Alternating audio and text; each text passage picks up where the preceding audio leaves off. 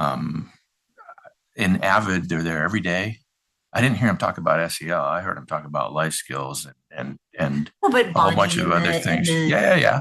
friendships and That's naturally occurring friendships from similar goals meeting every day for 4 years straight. This is once a week, second period, it changes. My school tried something like this. I remember the teacher's name. The teacher didn't care. It wasn't SEL. It was just a once a week. He taught biology. He cared kind of sort of about biology. Uh, and yeah, it's, I think high school kids are going through all kinds of changes. This is going to be good for some. It's not going to be good for others.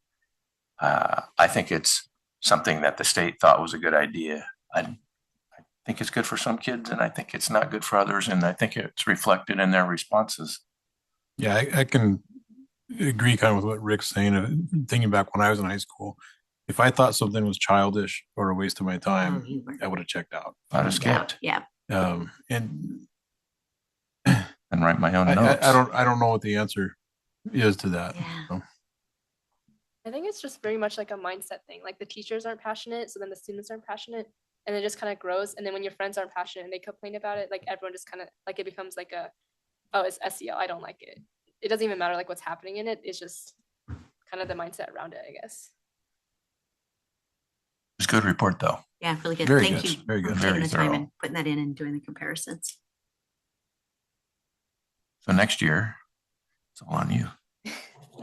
We could even include like, if you're an avid student, tell us your thoughts.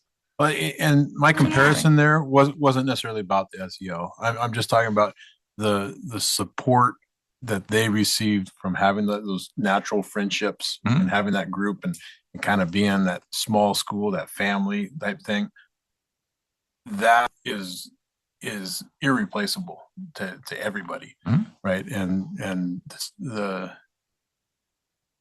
we're not building the same thing through SEL. Not that it's the same thing. It was a poor comparison, I guess, between the two. I do think a lot more students do enjoy the break in the middle of the week than they let on in the survey.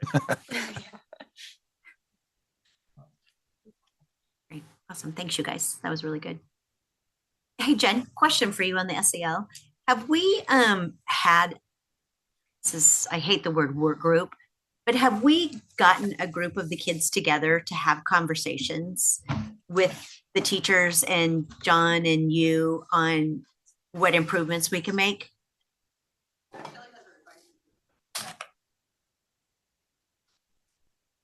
Okay. So what she's saying, because people won't be able to hear, is that the student advisory group, which both our wonderful students are on, that is where we talk about it at times too. I know Jen met with John with the principals. Yeah. The high school principals. Yeah. I guess my point is the biggest problem has been, and it's not even a problem, but it's the students. And we as adults keep trying to make decisions on what's going to engage students without really sitting down with a whole group of students and having that conversation with them. Because from this, I mean, I've known Character Strong forever, and I've gone through and I've seen really successful schools, and I've seen really, the training is really good and the concept behind it is really good. I cannot wrap my brain around why we cannot figure out how to do what some other places have. And I don't know if I don't know if it's because the teachers aren't bought in. I don't know if it's truly because, it is not what the kids want to talk about. But I think it might help us to really have an in-depth where that's the work group that they talk about, because it's not going anywhere. We spent a substantial amount of money on it, and I don't want our students to feel like it's a waste of time and energy. And knowing what I know about it and watching what it's done in other areas, it's a pretty powerful program. So, I mean, I don't know. Those are just my thoughts on it. Because I think we do need to ask our customers how we can improve our service on that. What do you guys think of that? I mean, do you think that would make a difference? Yeah, I think it would be helpful. I feel like, I mean, I noticed one of the comments was student input. yeah, Like, I feel like Character Strong, in my opinion, it just feels largely built for like the younger kids. So then like just having high school students get more input on what they should talk about, I think would be helpful in general for like across all boards. See, it's interesting because Character Strong started out in high school. Oh, Really? And then they added purposeful people and it moved in. So it's been an original, right, Jen? Yeah. So originally it was adult, it was never kid. And just within the last few years, they add purposeful people. So Yeah. I think a lot of adults might just like lump in their childhood experiences with high school and kind of like forget that a lot of high schoolers don't really struggle with a lot of those things. they struggle with different things now. Yeah. And they're a lot closer to adulthood than middle schoolers and elementary schoolers. Yeah, I don't know. But Plug in. yeah, I just thought the character strong lessons when we used them last year, a lot of like they include like videos and stuff, and it felt very, very like almost patronizing even. That's just something I've heard too. But I think definitely suggestions like from a classroom to classroom basis about what those specific students in that classroom want to learn would be like one of the most helpful inclusions for next year. Interesting. I think the other interesting thing that we'd get from students is if they identified a teacher or something that was actually just completely blowing the doors off this thing, and where everybody that was in that class, had the greatest things to say about it in the survey, that would be cool to know, to see if that's something we could take and replicate. Yeah. We didn't get that granular, did we? Or did you probably get some of those granular points? oh, that, like teacher? yeah. A few people mentioned specific teachers, but it wasn't very often. Yeah. All right. Well, thank you. Keep plugging on it. Okay, now we can do the ALE report. Do we need any motion on this one? We don't. Like, this is just your update. It's just a This is not review. anything that, okay. Yes, ma'am. Pursuant to the WAC and a couple of board policies, the ALEs need to be reviewed every year. Okay. And so that's what this is. As far as their SIP and things like that, we can do that June 22nd with it. They'll do that again, June 22nd with all the other during the workshop. But this is the report for the ALEs. Typically, it's been done on the consent agenda. This year, it was asked that we come here and do it. So just asking for any questions you may have about our ALE programs. As you can see, we have Pacific Crest Online Academy and River's Edge with Paul Shaber. He's here to answer questions for you. At River's Edge, they have the three different kind of learnings. They have the contract learning, the fusion learning, and the project learning programs inside that school. And then obviously Three Rivers Homelink with Tyler's here as well. So any questions you may have, they're here to answer those about those programs. Our internet is back on, so that's why I'm just trying It is, to go yes. back to my, go ahead. Okay, they've got a bunch of questions. My report. So for PCOA and River's Edge, there's goals listed, percentage goals, and in the description, it doesn't say what the results are. Are you anticipating that in June? In other words, is this report early? I can ask you that. Absolutely. This is just a review. And so they added the SIP, but this is a review of the programs, and those SIPs in June 22nd is when all the principals will be giving those reports. Some of those numbers won't be out until then. Okay, that works. What's NCAA for PCOA? I'll let you guys answer questions. NCAA. Yeah. In order for courses to be counted for NCAA, what's that? For the clearinghouse. For the clearinghouse, then we have to be approved. Oh, so it's a real sports thing. Yeah. Yeah, okay. I Yeah. thought it was like, So if our student athletes want to go on to NCAA college, they need to have approved high school courses. So we're approved. Yeah. The PCOA is. I don't think River's Edge is focused on that. It's based on courses. Yeah. Yep.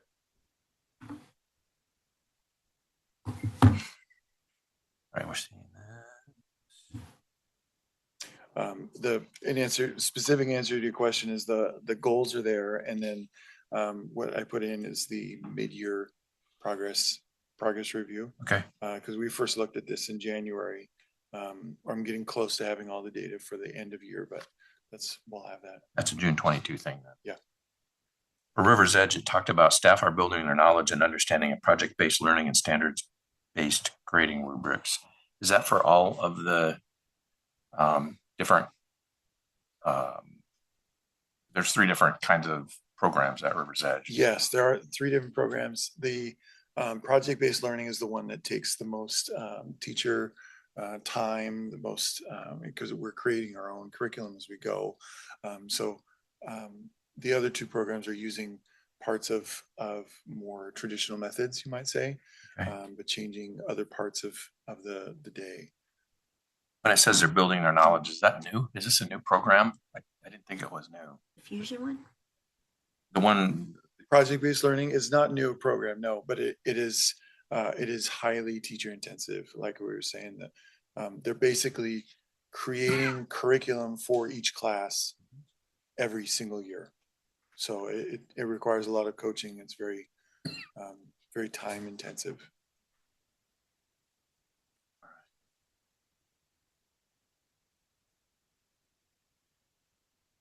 that again is June 22. I have a bunch of questions ready for June 22. Gross. I have a question about the contract learning. That has a really high student to teacher ratio. Uh-huh. Is that because you need more teachers there, or they just don't need as much involvement with teachers? Or It's a very independent kind of. It's a much more independent program. Okay. It's for to be completely honest, it's for students who've already dropped out, and so we're trying to re-engage them, but at a very low level, a low risk to the students, so that we can get them back in. Let's finish those 5 credits and get you graduated. Okay. So well, it's it just sounded one like teacher. it sounded really intense, like an intensive focus on a student's particular needs, and so it just seemed like Yes. that's a lot for one person to do for 52 kids. That's Oh yeah. In some ways it is, in some ways it isn't. He's not creating curriculum. He is just there to answer the Okay. questions and to get the kid re-engaged. Got it. So, but that smallness is important, because that kid, every day they come in, they only see that one person, right. and they know him, and that's what a big part of what makes it work. Okay. So to kind of add on to her question, so is that more like credit retrieval classes then? Are those? Yes. So are they then using like the Apex or the asynchronous? So that's almost more, I may not be using the right words, but almost more like a counselor than a teacher then. Yeah, we call him a graduation specialist, because that's very, very Like a similar coach. to. Okay, Yeah. okay, kind of like the coach. Yeah. So, and then the fusion learning. So we don't really have any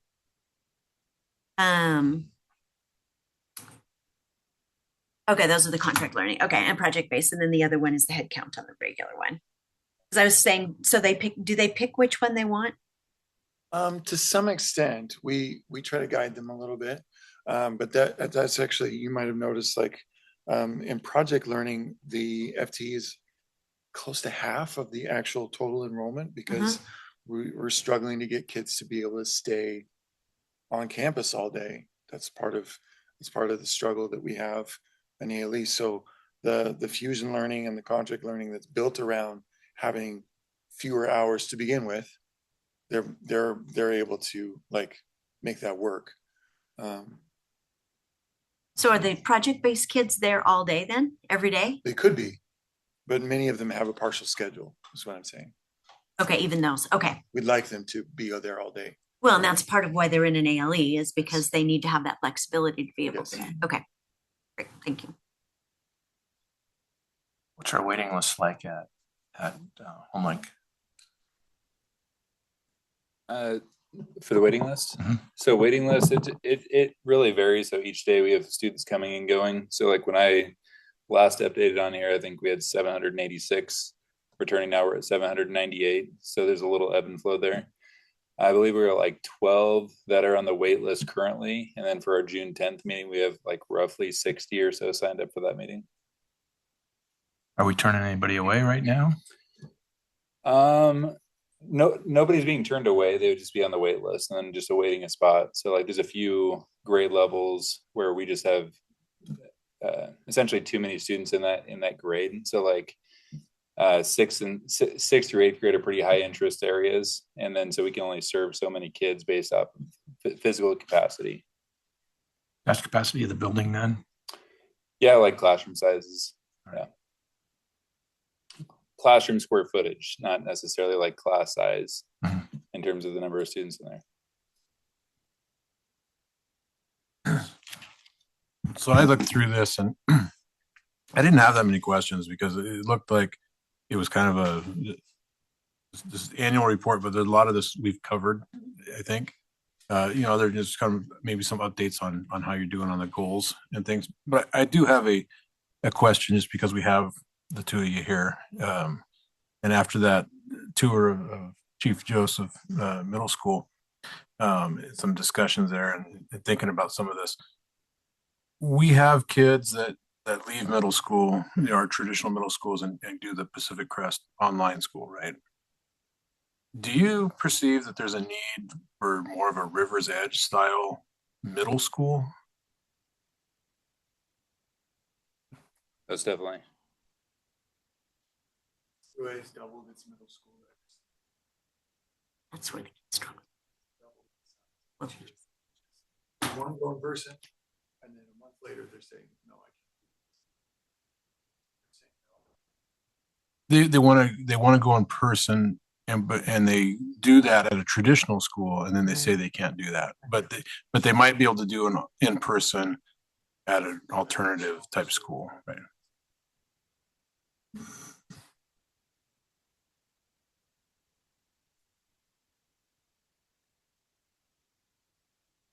How do you get kids to like your SCL? How do we get them to like it? Yeah. Because when they came last year, Yeah. they told us about it and they were all thumbs up. Yeah, it's really more integrated. So we've been doing it since like 2018. So, and a lot of those students, they find value in the relationship time. They find value in connecting with their peers, and then really the teachers take a lot of ownership with it. So each year we do like to take student input, but we have it in our daily schedule. It's right attached to our fourth period. And then this year that was new that we included in our report they called it the Homelink Huddles. And so it's an opportunity they do their social emotional time. And they're getting that again twice a week. But then they'll go out and then their teacher-led activities with student input. So like tomorrow they'll have one, they do them once a month, but there'll be like 4 or 5 different games or activities that they'll do outside. And then it gives students with various, I'll say like skill and interest level, the opportunity to participate. So even if you're like those that are more extroverted, there's an activity for them. Those that are more introverted, there's an opportunity for them to engage as well. So across the board, they all find a way to connect, and there's a little bit of choice with that.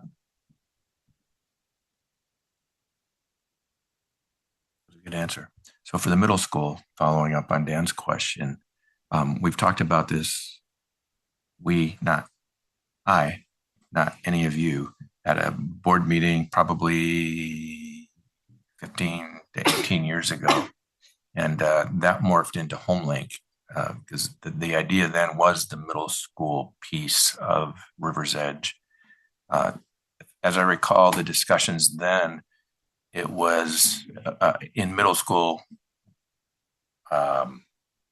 This is anecdotal because I don't remember it all. But in middle school, they were able to say, hey, these kids are going to have problems in middle school and continuing. We should be addressing these needs now because of just what you said. They wanted to be in person, but they didn't want it in that structure. And similar to what we see with River's Edge with the high school, there's other needs that we needed to meet in their life. Is that something the district should be looking at doing? Not to put you on the spot in front of all the senior administrators. So. I think so for sure. I think anytime we can get more middle schoolers involved doing things like project-based learning, get them moving around, get them out of the traditional setting, I think that's an excellent focus. So to add on that, because we see situations with middle schoolers, do we sort of need to change the dynamic of a middle school across the board? Yeah, I think anytime we can do that, let's look at, you went to the Chief Joe tour, right? Yes. There's a lot of things going on there that are like that, right? With project-based and getting involved in the food trucks and different things like that.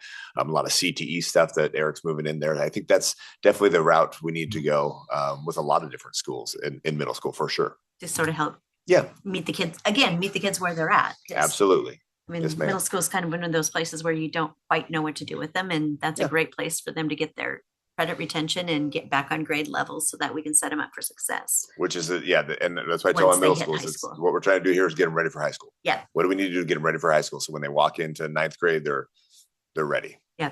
As much as possible. Get them on So grade we have level. a board and- workshop on June 2 on goals. So I'd be interested in input from the administration on what that might look like. And obviously it's not a 1 year kind of thing, but if this is good for kids, we should be looking at it. Part of it, when we've talked about it Yes. even since in my tenure as superintendent, but we keep going back to space. So when we had River's Edge PCOA on the last bond, we had talked about expanding Mhm. with the space to middle school. And the other thing on this too, when we're looking at the goals and some of the stuff, that'll be more outlined in the SIPs, I'm guessing, on the 22nd. Yes, on the 22nd, certainly they'll be going over their school improvement plans as far as the results for this year and what's looking forward to next year. Okay, because Yep. you've got your goals and like on the River's Edge one and then information, but it doesn't really, there's not a lot of supporting document. It just sort of is just narrative. So Yeah, that'll these be are kind of included. these were mid-year kind of reports because we Perfect. started this in January and then we kind of pushed it off. Okay. So This is really good. I think Yale is going to continue to grow. absolutely, I agree Well, You're doing some that's part. all that's for sure. gonna be. Yeah. Okay, thank you so much. Thank you. Appreciate it. Thanks. Thanks, guys. You two can go. I will put a plug in. They give a shout out to our, it's the art show on Friday. So if you guys are available. Oh, yeah, yeah. That'd be a good one to check out. So What time? it'll be combined at the main campus, 4:30 to 6:30, and then we have a marimba concert right at the beginning.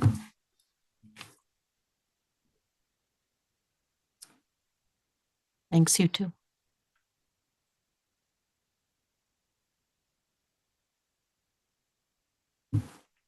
Right. Ready? Yep. Okay. Academic goals update. So broken up into 3 areas, multi-tiered systems of supports, highly capable and asynchronous. So I'll do just a couple of talking points about each one.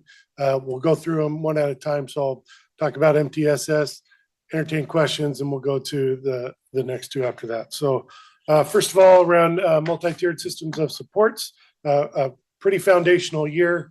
We built a plan from using our district community leadership team, starting early in the year, all the way up until now. We're still working and putting the finishing touches on an MTSS guide document that is going through our communications department with BJ and Shauna, putting some branding touches on that. It's a whole child framework, talks about belonging, academic success, safety, health and well-being. And this isn't brand new work. I know Rick says, I've heard you say we've been doing this for a long time.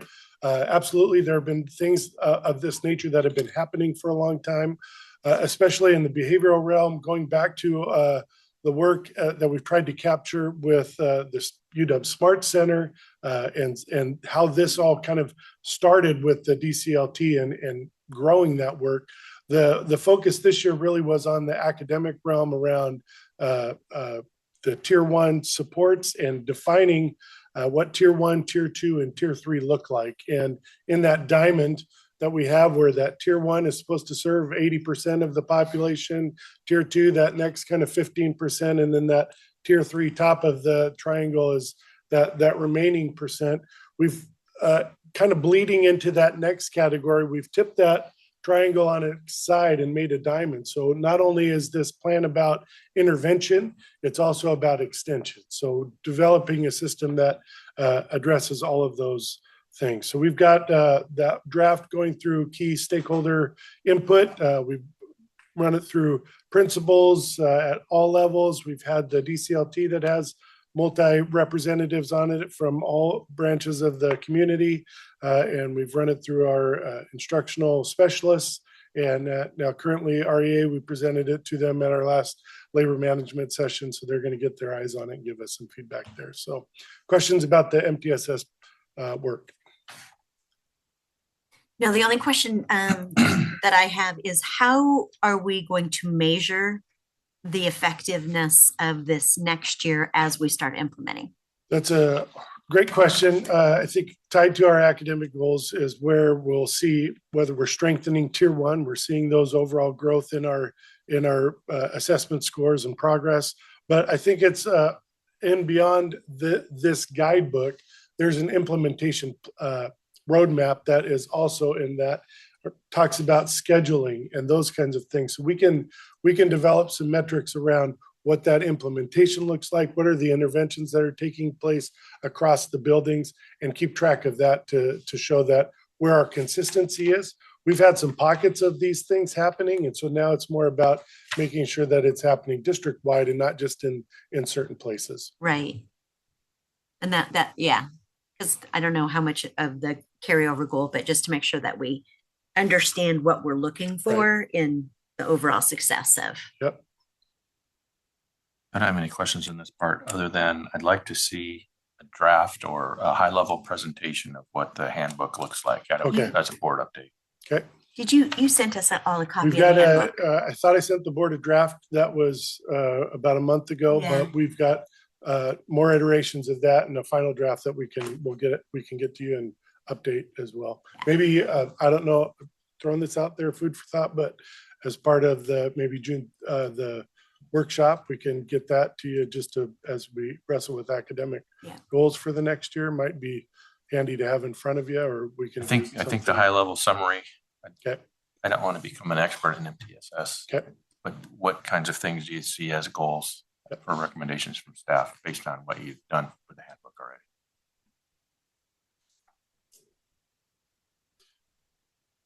Move on. Okay.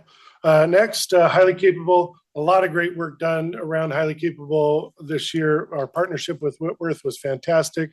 They're the leading experts, not only regionally, but in the country too, in terms of what highly capable programming should look like. Some of the things that we've learned throughout their feedback and throughout this process. Quest is a great program. We want to continue with that. Other portions of our highly capable services, not so much. So that's where the work is going to come in. So we've done some great work around universal screening and identifying students for highly capable services. Now it is a matter of serving those students in their home schools that aren't a part of the Quest program.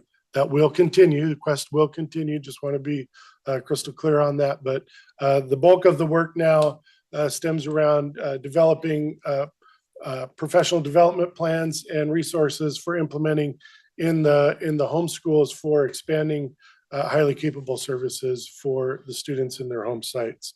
We had a work group comprised of parents, administrators, the Whitworth team, and Katrina was there last week as well for that first work group to provide some feedback around direction moving forward with what those expansion efforts, and I don't want to say expansion efforts look like, but the efforts to improve our programming at our elementary sites for highly capable. So questions around that.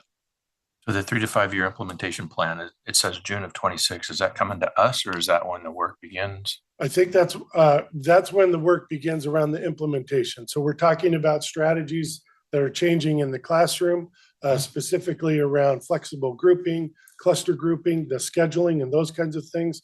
We have there's a conference that's taking place in Whitworth in June, just all around those kinds of things. We're going to try and send as many principals as we can to that. So that kind of work around when they're building their master schedules, when they're plugging students into classrooms, how that looks so they can start getting that. And then really professional development for our staff and our teachers and embedding that. We have highly capable coordinators that get a stipend at each one of our buildings, but we're going to need some more robust development around that for staff on the ground and in the schools. So you have expanded enrichment opportunities like Math is Cool and Model United Nations speech debate, things like that. Are those current things or are those things that are being looked at for implementation over the next 3 to 5 years? I know Math is Cool is in some of our buildings. Yeah, I think in pockets. So consistency is another word here that we're going to try and be key with in this whole MTSS program, highly capable services, ensuring that there are equitable services across the system for all of those kinds of programs. Anybody else have any questions? Just a general question. I mean, you have an overview of the 3 to 5 year implementation plan in here. Just with everybody you're working with and everything, what's the general enthusiasm for that 3 to 5 year plan? Is everybody's, this is great. We're heading somewhere with it. I will say with the principal group, they're really gun ho. This is a really busy time of year, but our last 2 sessions with the principals, they've been on board, bought in.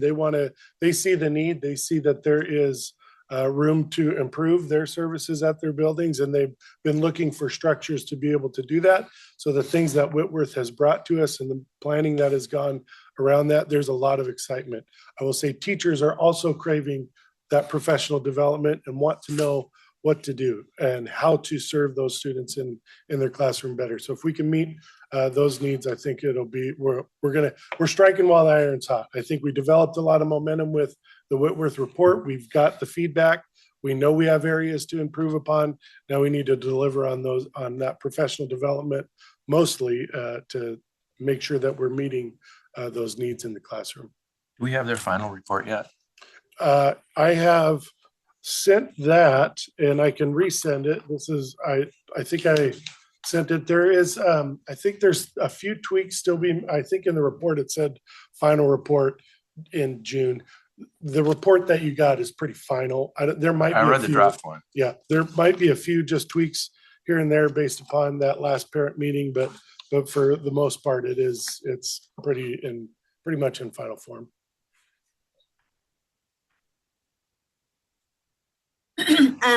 Just a couple questions. I want to make sure that we, I can't remember, in that were all the recommendations listed in there? Mhm. And we didn't leave any of the recommendations out on there, right? Like Nope. everything that perfect. That's you've That's got that's what they gave the us. good, bad, and the ugly. There you go. Perfect. My other question is regarding, as we could go to implement this in June, bargaining, any of the implications of any of the recommendations or changes that happen at a school level. How are we?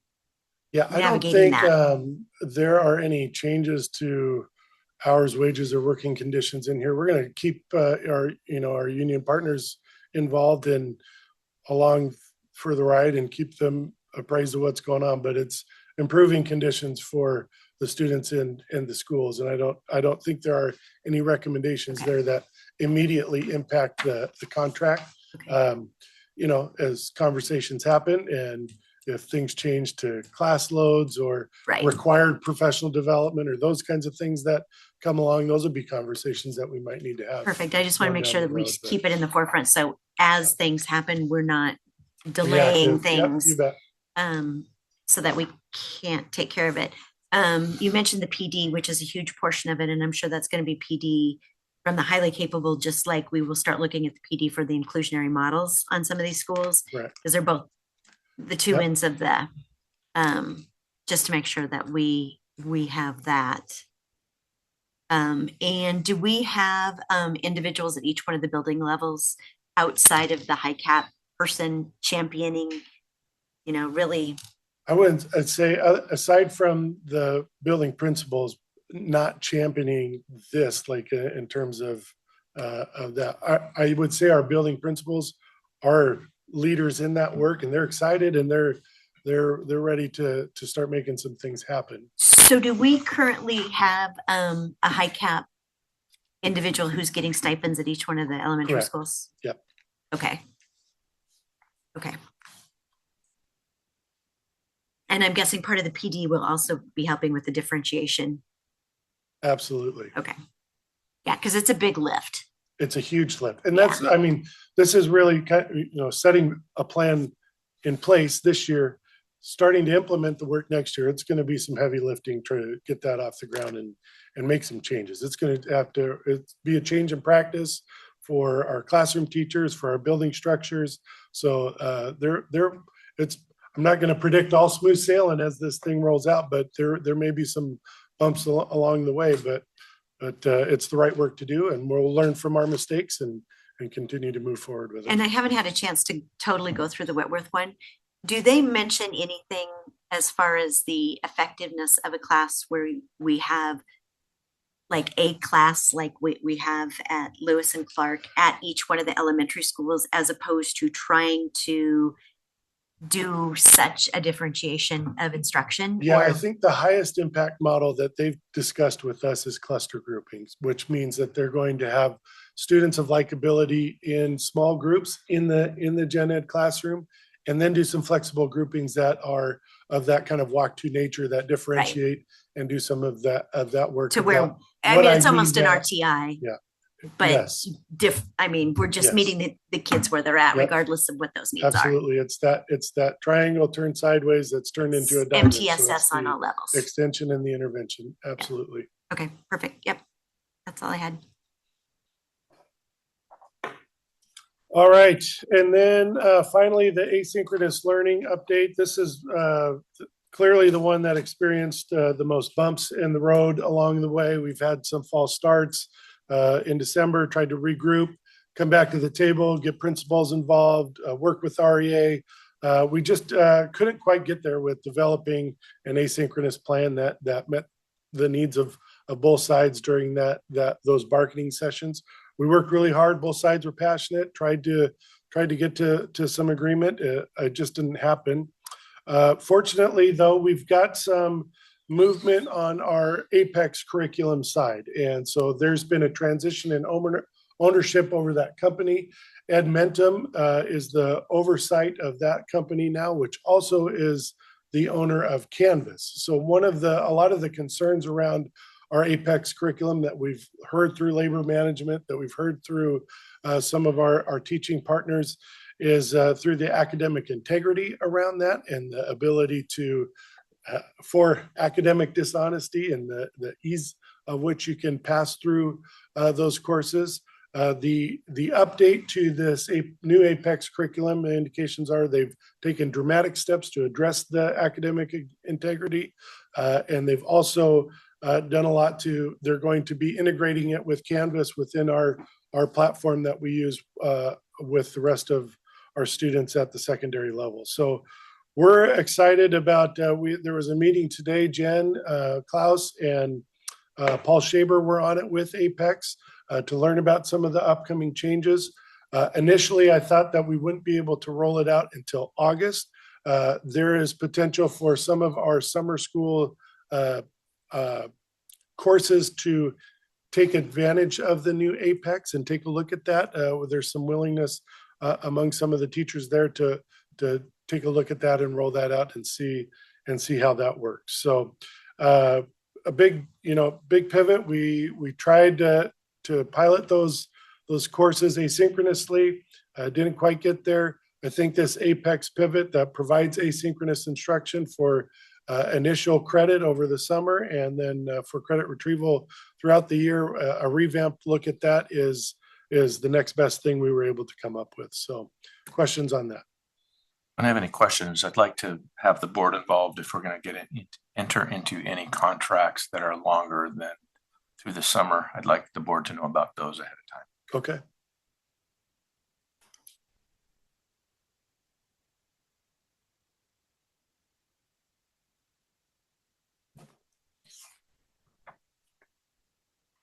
That's contracts with outside companies, not Yep. Gotcha. REA contract stuff. I didn't have anything else on that. I think that some of the main reasons why we were looking at doing our own asynchronous thing was so that we could use Canvas and so that we could use Richland School District teachers. And if they don't want to do it, and that's fine, right? And if we can use Canvas, then that's great. It kind of achieves the goals Yeah. that we were looking at. I think the updated program allows for a lot more individual accessibility and they're able to translate it in up to, I think, 75 different languages too. So just that access will help and go a long way.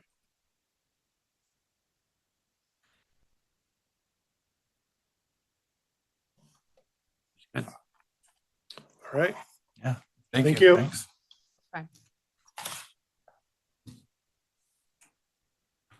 Okay, we will move on to our policies.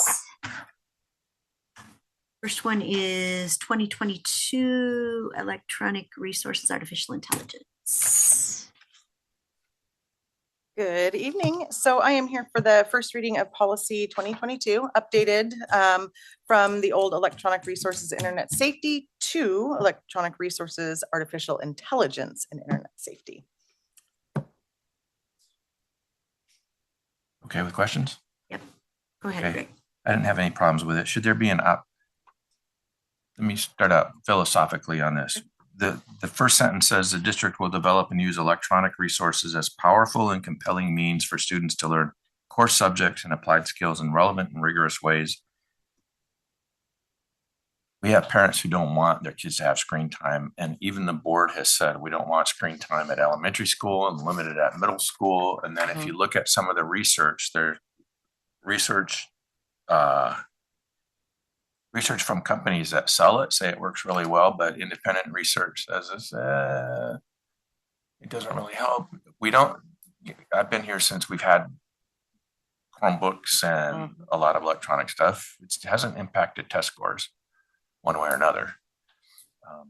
So I am not going to change any of that, but I want to ask some questions in prep for the June 2 meeting where we talk about goals. Should there be an opt-out provision from some of this stuff? Some of my kids I think there has to don't. be. Yeah, There isn't right now in our policy anyway. Should we in policy talk about our current philosophy of limiting use in K-5? I think it's a different policy. Electronic resources. When I read through this, it include but not limited to traditional computing network systems, software applications, digital learning platforms. Digital learning platforms are those kinds of things that can be used in elementary school. So there's a whole nother piece that Jen's been working on, and I think you should speak to that. I know you still want to have the procedure part because we have all that laid out, specifically K-5. This is good, but when we've talked about policies before, the procedures came after the policy and you heard board discussion. That's why I'm bringing it up. Good, So those okay. kinds of things are included in the policy. Perfect. You mean in the procedure and the policy? In the procedure. Yeah, procedure. Okay, yeah, so we're on the Yeah, same you're page. right. Just know Jen has a really good, I do. Draft. The procedure is much more robust than it Yeah. ever was Okay. before, Yeah. with a huge section on AI and guidelines from OSPI. I've also updated some guidelines for K-5 usage. It went out to principals today for a second reading. It's going to go out to teachers for some feedback. And Glenn is also working on his acceptable use agreement as well. He has updated that as well. All right. Then And then you've we're gonna have answered my this- question. student advisory is going to get a chance tomorrow to look at the draft procedures too. We'll get a lot of eyes on it, and then you guys will get to, I think that's an important one for you to look at because it is going to be very much a change in practice, Yeah. especially for I have a K-5. copy of it right here too. I do want to comment on what you asked about the opt-out, because you read articles now with other districts and things that are having parents that are opting out of the digital resources or being curriculums or whatever. Yeah. I think that becomes very disruptive when we're trying, if we have two different things that we're trying to use to teach to, right? The ones that haven't opted out and the ones that have. So I It think might be specific classrooms. I agree. yeah. So I just feel like we have to come up with a design around what we're doing that is very logical and isn't an over reliance on the technology, isn't a misuse of the technology, but isn't a complete withdraw from the technology, such that we don't have the parents feeling like they need to opt out because it becomes so reasonable, right? Correct. And I think that what my team's been working on will get to that point and serve that purpose. Katrina and Jill had a kind of a preview of it last week in a meeting with those K-5 or pre-K. I don't want to forget the pre-K ELC, but pre-K-5. Yeah. So the other one, the question I did have about this, and I just wanted to clarify, because hearing about the procedure and everything, when I read through this, I saw the additions of some of the AI paragraphs or whatever. Yep. But my feeling when I read it was that this isn't the full AI thing that we've been expecting to come. right? Is that in the procedure? Is that a whole different policy? Procedure. That's in the procedure. Procedure. Okay. Correct. And so in doing some of the research, we took guidance from OSPI because there is a lot of guidance on AI that has just recently come out in the last 6 months to a year. So we took a lot of that. We researched like Issaquah, Quincy, Edmonds, Peninsula, our neighboring districts. And so everything looks very, very similar. And it's just, they've really taken the guidance from OSPI and kind of put that into their procedures. And that's what we did. And so I think that you'll find it to your, hopefully your liking, and I can leave you a copy, and I can have Ruby send the electronic to the whole board. Yeah. So it's something so new, if you come up with a procedure or policy, whatever, on it, it's gonna, I think, have to revolve quite a bit year to year to year. Is it Absolutely. easier to update the procedure than it is to do the policy then? Yes. So I think that's good then that we Yes. have this fairly the policy short, basic and have And the it. procedure is more robust. Yes. Okay, thank you. Yeah. Well, and the policies too, I mean, it's always good as we move forward, when we talk about our policies and once we get them all up to date, we should have them on a rotation basis. The policies became so out of date that's why it's become such a big issue. And the other thing to keep in mind about policy is only as good as it is until you need it. So you can have all these things in there and you might not have thought of anything, and then you go back in and revise your policy after the issue comes back up again. So the procedure definitely needs to be where the teeth is. This just needs to make sure it covers us.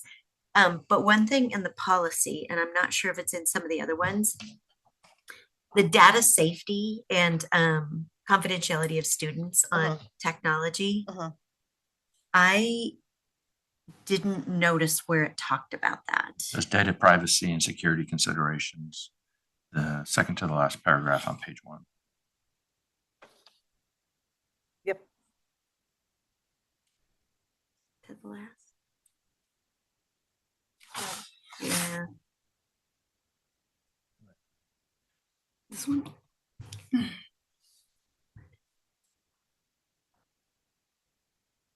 Okay. So we say it's a value, so it would show up then in the procedure. Yeah. And I think, Dan, we're kind of sort of saying the same thing. What I don't think works anymore in schools is one size fits all. I think there needs to be some, so opt out maybe implies like they're never going to use electronics or something like that. I don't know how, I think we need to become more entrepreneurial or more service focused in what parents want. Chelsea Beck, when she was here, would talk about how millennials are different parents than I was. Because I sent my kids and just figured Gosney knows what's going on. He'll take care of the kids. I don't have to worry about it. I think parents, and I probably was wrong. I don't know. But my kids turned out okay. But I know my kids who have kids have a different mindset, and they don't always agree, because I have one set of grandkids who do get screen time. Another one, they get book time. They don't get screen time unless they come to my house. I completely get you. And I think it's part of a larger discussion than this policy. Agree. Part of it. And it's probably best that we just save that for that. When I heard opt out, I just feel like we can probably come up with not one size fits all, but one size fits most. That's very reasonable. And I think that conversation we should still have. I think so too. That's why I think we're saying kind of the same things. And I'll go a little bit further and say, when we did the school tour, Chief Joe, and you walk around, you see the Chromebooks open, and you can walk behind the students, and you can see not just what they have on the screen, but you can see the other tabs that they're having up there that aren't on this. I saw a lot of Snake, right? Where they're playing Snake, right?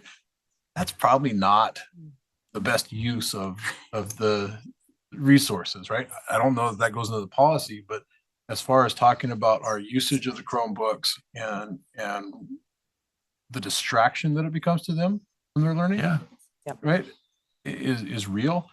And I think it's not just from what are we wanting to use it curriculum wise, it's also how can we control it IT wise. It's a much bigger conversation. Agree. Agreed. Well, and we don't want to swing the pendulum so far the other direction. You know, I'm not actually saying to make any changes at all to the wording. I just. No, we're wanted just to- having we're just having conversation. I think that it's important because technology isn't going anywhere. But I also don't think that K-5 needs to be master programmers or completely at least on our time. In what they're doing. Looking at time, can I move for first reading? Are you done talking? Kettle. It's just pushing 9. Okay. You can. I'll make move first motion. reading. I'll second. Yes. Yes. Yes. Yes. Yes. Yes. Thank you. Rick, would you like me to preview this hard copy? If you have an extra one, sure. Can we get that? Thanks. Just FYI, I think Katrina has a couple things on this one. She's just gonna send it to you. She just send a note, so, yeah. Yep. Uh-huh.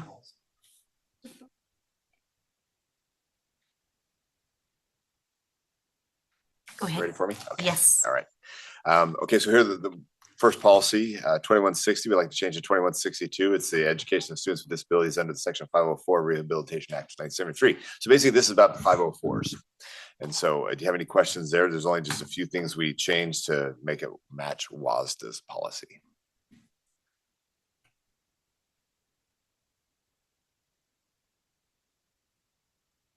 First reading. Yeah. Does anybody have any questions, changes, comments? Nope, I do not. Okay. I'll move first reading. There's one typo I'll give you afterward. Oh, thank you. I'll second that. Vote? Yes. Yes. Yes. Yes. Yes. Yes. Okay, and then the next one is policy 2162, changing to policy 2110. This is a transitional bilingual instruction, basically talks about how we're serving students that are bilingual as they come into the district not speaking English or speaking limited English.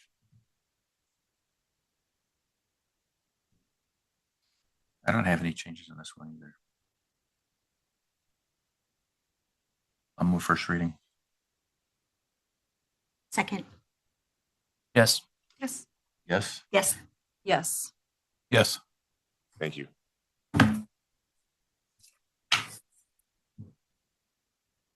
Thanks, Troy. All right, board discussion, old business. The only thing I want to say on that is, for our meeting on June 2nd, our board discussion on governance, whatever, just put together a list of all the things that you either want to know more about, think would make us more efficient, sort of that whole big gamut. It's kind of Two a, board goal, is it goals, district goals, or is no, it? no, it's not district goals. It's Wait. the June 2nd one is on, It says planning for next year. yeah, our calendar. Our I calendar. feel like we have talked about a lot of things that we're talking about on June 2nd. Is that a really long meeting all of a sudden? No, the other one is the meeting in August. This one is the board calendar, how we structure meetings, some of the governance stuff. That is what that meeting is. Then you have the SIP goals review. On June That- 2? That's June 22nd. Yeah. 21st, 22nd, somewhere, the 22nd. But the June 2nd one is just Right. board overall meetings, calendar, all that stuff. Right. Okay. That sounds boring. I would skip that if I were you guys. They're getting ready for finals that day. And Tiffany's getting ready for graduation that day. Yes. I already finished all my finals, so. Oh, Good job. wow. Gunner. Any other board discussion or old business? So when does that, I know we've been wanting to have the discussion on technology usage and stuff, and the staff's been working on getting more information from their last conversation. Do we have an idea of when we're going to have that discussion? I would say that would be a good workshop discussion or pre-meeting discussion. Can we but put it will on a go- future agenda item?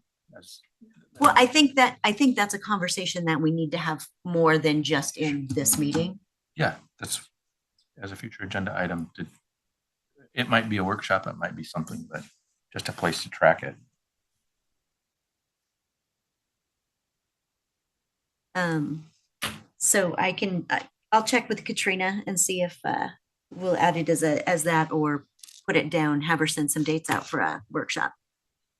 Okay, the other one I had, it may also be future agenda item, but we have received applications for a student rep.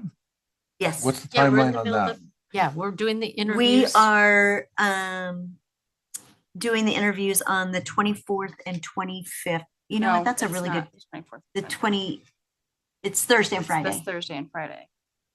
That's a good point because Dan, you're new to that whole process. Thank you for reminding us. So in the past, Katrina and I have gone through and done the interviews with the board rep and then Because we can only have 2 people. because you can only have 2 people there. Okay, So then what happens is we'll make the selection, bring it to the board for approval after that. gotcha. I hadn't heard anything. I Yes, didn't good know. point. Yes, to find So- out where we were and Yep. what we were moving. I do want all of you to get sent the, We have the packet. yeah, you have the packets, so just make your comments and whatever on any of Make- the candidates, if you have anything that you, Make the comments to who and how. Ruby. Yeah, it'll be May 28th and May 29th. Yes. And So this will thank be you for Bonnie reminding- and Jill, Tori and I, and Yes. Sanan. And Sanat. Okay, thank you. Are we going to use the same interview questions from last year? We don't have to. Did you have suggestions? I mean, not necessarily because I don't know what we used last year. I don't remember, but I'll work with BJ and Ruby. We'll send those back out, see if there's any. Yeah, send those to Bonnie and I and Sanat and then. I if think the there's- main thing is if you have any questions that you want to ask, just make sure you We get included. get ahead of time because they all need to be the same. Okay. Right? Yes, for each. Perfect. We're not allowed to ask any like questions to one person that we didn't ask to others? No. Right. Unless there's like a question that would have a clarifying question, but then everybody needs to be asked the same clarifying question. Okay. Like if the question is, a person says something like, we say what activities they're involved in. And let's say the student says, I'm in a variety of clubs and activities. And then you could ask, can you give examples of those clubs? So we've got to stay within the question, but you Right. can, clarifying questions. Yeah. Cool. Any other old business right now? Okay. Does anybody want to make a motion for the consent agenda? Move approval of consent agenda. A second. Yes. Yes. Yes. Yes. Yes. Yes. Perfect. And other than the digital, which we've had on here for a while, the digital usage, anything changes or additions to the 9th or 23rd meeting? Or anything that's not on there that you want to be on there? Did you say you're adding the digital usage thing on or something? No, We're we'll gonna do figure a out, workshop. yeah, or figure out where, because we've been having conversation, it's been on several meetings. Okay. But I think there's more to that than, otherwise the meeting will get too long and Rickle. Already too. I know. I am more than willing. I get up at 4. I'm more than willing to call you tomorrow morning and have coffee with you at 4:50. Okay, perfect. Yeah, I'm not willing. So you guys have fun. All right, anything else? No, hit your gavel. Let's go. For the good of the order, done. Jeez. So we either need to reevaluate and figure out how long these are or and I'm being